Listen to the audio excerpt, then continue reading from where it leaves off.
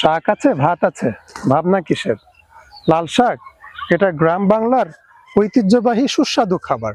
আমাদের কৃষক ভাইয়েরা এখানে খুব সযত্নে লাগিয়েছেন লাল শাক। এই দেখেন কত সুন্দর করে সারিবদ্ধ ভাবে লাল শাক চাষ করছেন।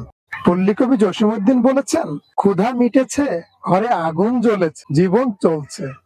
লাল শাক সে তো খুব দারুণ স্বাদের খাবার। তাই তো লাল শাক খুব সাধারণ একটা খাবার হলেও এর ভেতরেই লুকিয়ে আছে বাঙালি জীবনের গভীর গল্প। গ্রাম বাংলার উঠোনে ক্ষেতের ধারে নরম মাটিতে লাল শাক জন্মায়। বাংলা সাহিত্যে লাল শাক আলাদা করে বলার অপেক্ষা রাখে না। লাল শাক যেখানে গ্রামীণ পরিবেশের মাটি, রক্ত ও জীবন এই তিনটারই সমন্বয় বোঝায়। এই লাল শাক যে কোনো জায়গায় যে কোনো পরিবেশেই সামান্য একটু যত্নশীল ভাবে চাষ করলে এটা ফলানো সম্ভব।